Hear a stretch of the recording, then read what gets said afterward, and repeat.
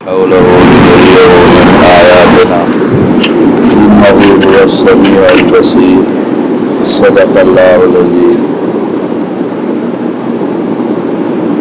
حضور اکرم صلی اللہ علیہ وسلم کے معراج کا واقعہ، اس کا کچھ مختصر حصہ پہلے بیان کیا گیا ہے، اسی کا کچھ باقی حصہ بیان کرنا ہے۔ اللہ تعالیٰ نے ہر پیغمبر کو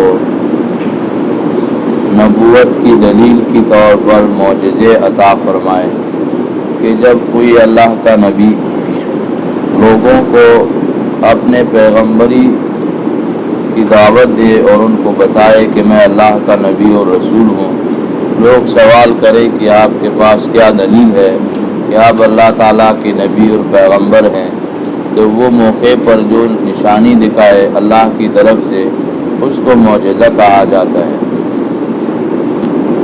اللہ پاک نے انبیاء کرام کو معجزات عطا فرمائے، حضور اکرم صلی اللہ علیہ وسلم کو بھی اللہ پاک نے معجزے عطا فرمائے، اور علماء نے لکھا ہے کہ جتنے معجزات اللہ نے دوسرے انبیاء کو عطا فرمائے ہیں وہ سارے کے سارے حضور اکرم صلی اللہ علیہ وسلم کو بھی عطا فرمائے، اور اس سے مزید بڑھا کر ایسے معجزے بھی حضور علیہ السلام کو عطا ہوئے جو دوسروں کو عطا نہیں ہوئے۔ انہی میں سے ایک معجزہ وہ معراج کا ہے۔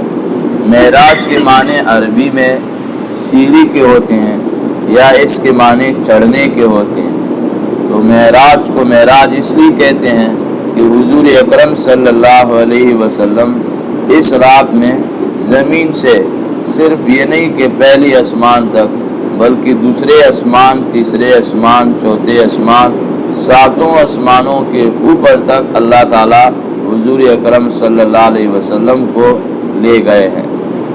اور یہ جو واقعہ ہوا یہ ایسا نہیں کہ آپ نے کوئی خواب دیکھا، بلکہ یہ بیداری میں ہوا۔ بیداری کی حالت میں حضور صلی اللہ علیہ وسلم کو اللہ تعالیٰ نے مکہ مکرمہ سے پہلے بیت المقدس پہنچایا اور پھر وہاں سے ساتوں آسمانوں کا سفر کرا کر پھر اسی رات واپس صبح سے پہلے اللہ نے پہنچا دیا۔ اللہ کے لیے ایسا کوئی مشکل نہیں۔ اس لیے قرآن پاک میں اللہ تعالیٰ نے 15ویں سپارے کی شروع میں جب اس واقعے کو بیان فرمایا تو سب سے پہلا جو لفظ نازل کیا وہ سبحان ہے۔ سبحان الذی اسری بعبدہ۔ سبحان کے معنی ہے کہ اللہ ہر عیب سے پاک ہے، لہذا اللہ تعالیٰ عاجز سے بھی پاک ہے، اللہ کوئی بھی کام کر سکتا ہے۔ ان اللہ علی کل شیء قدیر۔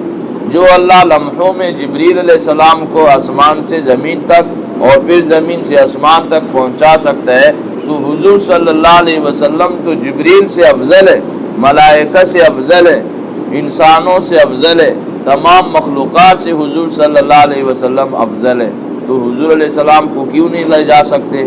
اس لیے فرمایا سبحان۔ اگر کسی کے دماغ میں یہ شبہ ہو کہ یہ کیسے ہو سکتا ہے کہ ایک ہی رات میں یہ سارا سفر ہو جائے، تو یہی کہا جائے گا کہ یہ کیسے نہیں ہو سکتا، انسان سے مخلوق سے نہیں ہو سکتا یا اللہ سے نہیں ہو سکتا۔ اگر آپ کہو کہ مخلوق سے یہ کام نہیں ہو سکتا تو مخلوق نے کیا ہی نہیں، یہ تو خالق نے کیا ہے۔ اگر آپ کہو خالق سے نہیں ہو سکتا ہے تو خود اپنے ایمان کی خیر منانی چاہیے، خالق تو ہر چیز پر قادر ہے، تو اس کے لیے کیا مشکل ہے؟ بہرحال تو یہ سفر اللہ تعالیٰ نے کرایا، اس میں بہت سے عجائبات حضور صلی اللہ علیہ وسلم کو دکھائے، تو اس سفر کا کچھ حصہ یہاں احادیث کی روشنی میں بیان کیا گیا ہے۔ آپ صلی اللہ علیہ وسلم براق پر سوار جا رہے تھے۔ براق کے بارے میں پہلے گزرا ہے کہ براق ایک جنتی جانور کا نام ہے جو خچر سے کچھ چھوٹا اور حمار سے، گدھے سے کچھ بڑا، سفید رنگ کا اور بجلی کی طرح تیز رفتار تھا، جس کا ایک قدم وہاں پہنچتا تھا جہاں نظر پڑتی تھی۔ آپ صلی اللہ علیہ وسلم براق پر سوار جا رہے تھے کہ راستے میں ایک بڑھیا پر گزر ہوا۔ بڑھیا پر اس نے آپ صلی اللہ علیہ وسلم کو آواز دی، حضرت جبریل علیہ السلام نے فرمایا آگے چلیے اور اس کی طرف توجہ نہ کیجیے۔ آگے چل کر ایک بوڑھا نظر آیا، اس نے بھی حضرت صلی اللہ علیہ وسلم کو آواز دی۔ حضرت جبریل علیہ السلام نے فرمایا آگے چلیے۔ آگے چل کر آپ صلی اللہ علیہ وسلم کا ایک جماعت پر گزر ہوا جنہوں نے آپ صلی اللہ علیہ وسلم کو ان الفاظ کے ساتھ سلام کیا: السلام علیکہ یا اول، السلام علیکہ یا آخر، السلام علیکہ یا حاشر۔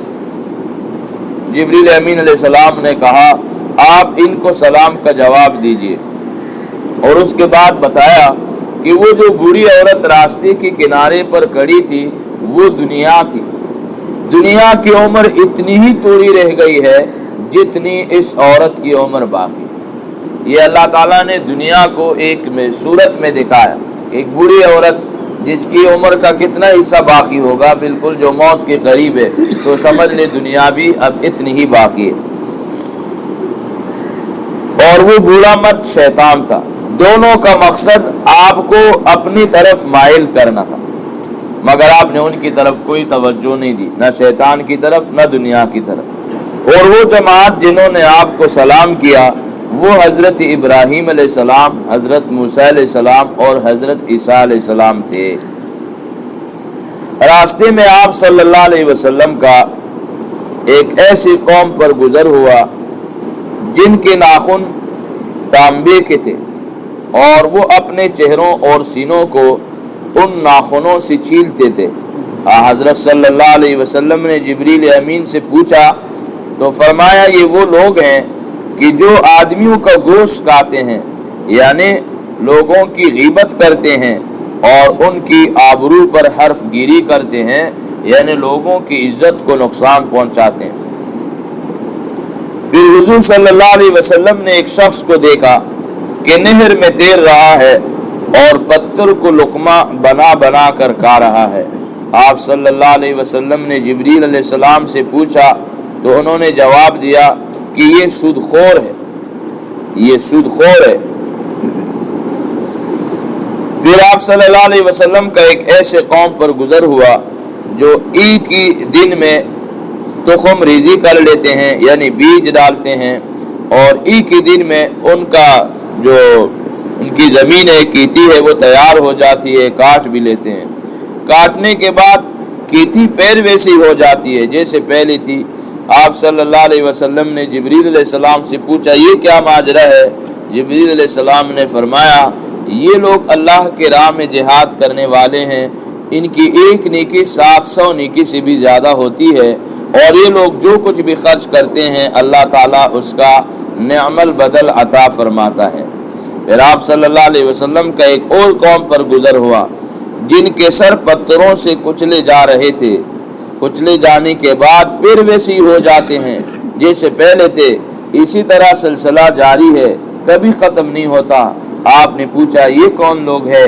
جبریل علیہ السلام نے فرمایا یہ فرض نماز سے سستی کرنے والے لوگ ہیں جن کے سر کو بڑے بڑے پتھروں سے کچلا جا رہا ہے۔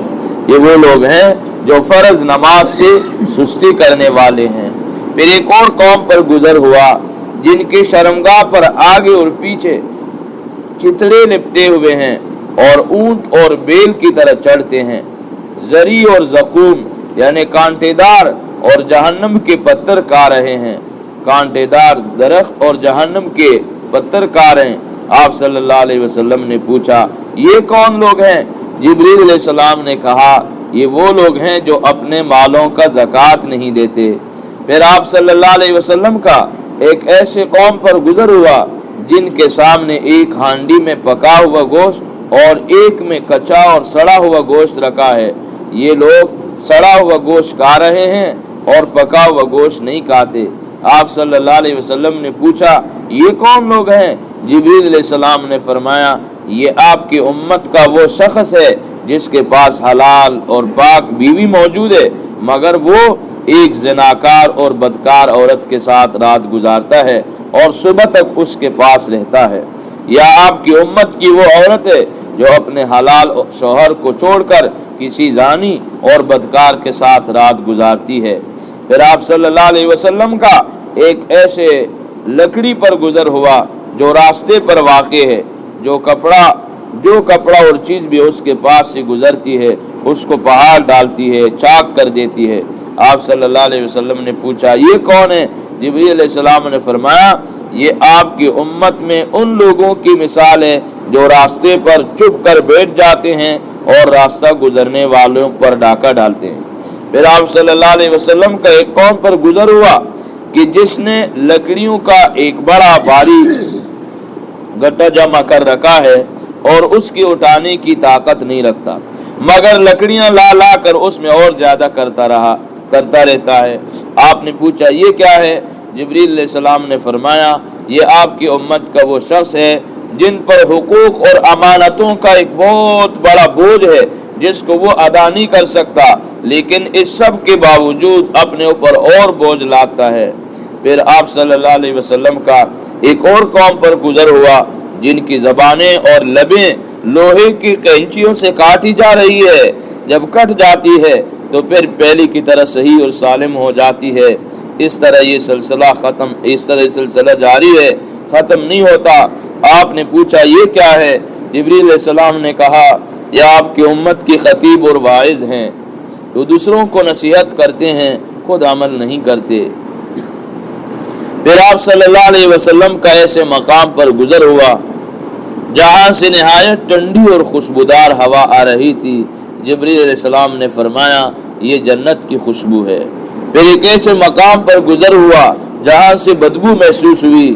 جبریل علیہ السلام نے فرمایا یہ بدبو جہنم کی بدبو ہے۔ اللہ تعالیٰ ہم سب کی حفاظت فرمائے۔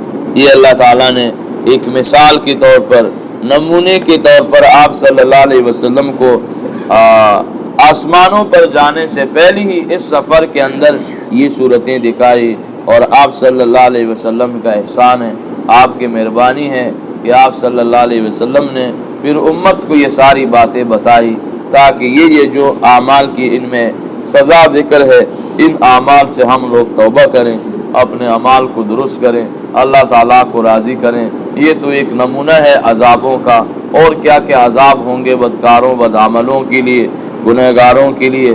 اللہ تعالیٰ ہم سب کی حفاظت فرمائے۔ گنہگار تو سب ہیں، حدیث پاک میں ہے کل بنی آدم خطاء، ہر بنی آدم گنہگار ہے، گناہ تو سب سے ہو جاتا ہے۔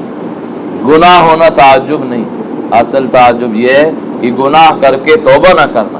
وخیر الخطائین التوابون، بہترین گنہگار آپ صلی اللہ علیہ وسلم نے فرمایا جو توبہ کرنے والا ہے۔ توبے میں تاخیر نہیں کرنا چاہیے۔ اگر آدمی یہ کہتا ہے کہ کل پرسوں مہینہ بعد سال بعد توبہ کروں گا تو زندگی کی کوئی گارنٹی نہیں۔ ایسا نہ ہو کہ موت آ جائے اور اسی گناہ کے حالت میں بندہ اللہ تعالیٰ کے پاس جائے۔ اس لیے روزانہ اللہ تعالیٰ سے معافی مانگنی چاہیے، روزانہ اللہ تعالیٰ سے توبہ کرنا چاہیے۔ اگر ہم سے گناہ نہیں چھوٹتے تو توبہ بھی نہ چھوڑیں۔ ایک آدمی کو اگر 10 لگے ہوئے ہوں اور وہ جو ہے 10 دفعہ جاتا ہے تو 10 دفعہ استنجا بھی کرتا ہے، 20 دفعہ جاتا ہے تو 20 دفعہ استنجا بھی کرتا ہے۔ یہ نہیں کہ 5-6 دفعہ جانے کے بعد وہ کہے کہ اب کیا استنجا کرنا، یہ تو بس اب مسلسل ہو رہا ہے، ایسے ہی گندے رہو۔ ایسا کوئی نہیں کرتا، جتنی دفعہ جاتا ہے اتنی دفعہ وہ استنجا اور اپنے آپ کو پاک کرتا ہے۔ تو اسی طرح اگر کسی کو گناہوں کے 10 لگے ہیں، بار بار گناہ ہوتا ہے تو بار بار اللہ تعالیٰ سے توبہ بھی کرے۔ اللہ پاک ہم سب کو عمل کی توفیق عطا فرمائے۔ اللہم صلی علی محمد وعلی آل محمد کما صلیت علی ابراہیم وعلی آل ابراہیم انک حمید مجید۔ اللہم بارک علی محمد وعلی آل محمد کما بارکت علی ابراہیم وعلی آل ابراہیم انک حمید مجید۔ اے الہ العالمین ہم سب کی گناہوں کو معاف فرما، سچے توبے کی توفیق عطا فرما، اخلاص اور تقویٰ کی ضرورت نصیب فرما۔ اللہ ان احادیث مبارکہ میں جن سزاؤں کا ذکر ہے، اللہ ان تمام سزاؤں سے، ان تمام برے اعمال سے ہم سب کی حفاظت فرما۔